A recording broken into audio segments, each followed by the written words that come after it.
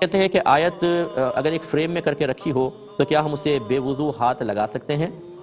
دیکھیں اگر تو وہ شیشے کے نیچے ہے، اوپر ایک شیشہ آ گیا ہے تو ایک تہہ بن گئی ہے، اس کے اوپر ہاتھ لگے تو کوئی پرابلم نہیں ہے۔ ایسی ہے جیسے یہ اسکرین، موبائل کی اسکرین کے اوپر مطلب آپ کا ہاتھ لگے، اگرچہ وہاں پہ تو باقاعدہ نقش ہے، یہاں نقش بنتا نہیں ہے، لیکن بہرحال وہ ایک بیچ میں فاصلہ آ گیا، اس کا چلے گا، گنجائش نکلے گی، اور سائیڈ سے پکڑنے میں تو کوئی پرابلم نہیں ہے۔ لیکن اگر آگے شیشہ نہیں ہے، ڈائریکٹ کوئی کپڑے پہ جیسے بعض اوقات بنا دیتے ہیں یا کاغذ پہ لکھا ہوا ہے اور ڈائریکٹ آپ کا اس پہ ہاتھ لگے گا تو بالکل گناہ گار ہوں۔ بہن نے فرمایا کہ ہمارے ایسا ہوتا ہے کہ میت کو غسل دینے کے بعد اس پہ پھول ڈالتے ہیں، تو بعض نے منع کیا کہ پھول ہٹا دو، اس سے میت پر وزن پڑتا ہے۔ دیکھیں بعض اکابرین نے فرمایا ہے اور روایات میں بھی ایسی چیز آئی ہے کہ اگر میت کے بدن پر ایک مکھی بھی بیٹھتی ہے اس سے اس کو اذیت ہوتی ہے، یعنی وزن وغیرہ نہیں رکھنا چاہیے، اس طرح کی چیزیں احتیاط کر لیں بہتر ہے۔ لیکن یہ بھی فقہا نے لکھا ہے کہ کسی تھیلی میں کوئی مٹی وغیرہ کر کے تھوڑی بہت وہ اس کے پیٹ کے اوپر رکھ دیں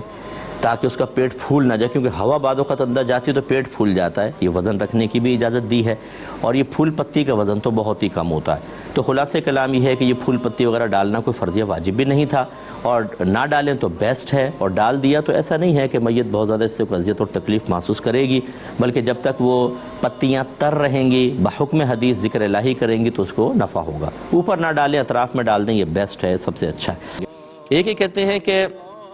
رزق حرام کھانا یا کمانا ہمارے مذہب اسلام کی تعلیمات کی روشنی میں کیا کفر ہوتا ہے؟ دیکھیں مسئلہ یہ ہے کہ حرام بھی دو طرح کا ہوتا ہے، ایک وہ جو خاص قرآن سے واضح طور پہ ثابت ہے، جیسے شراب ہے، سود ہے، خنزیر ہے، مردار ہے، بہتا خون ہے۔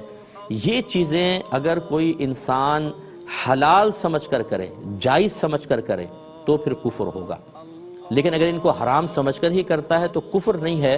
گناہگار ضرور ہوگا، گناہ کبیرہ کا مرتکب ہوگا۔ فقہ حنفی میں شرک اور کفر کے علاوہ کوئی بھی گناہ ہو، اگر انسان اس کو حرام سمجھ کے کرتا ہے تو بہرحال کافر نہیں ہوگا، گناہگار ضرور ہوگا۔ اور اگر اس کے نص قطعی سے کوئی ثابت نہیں ہے،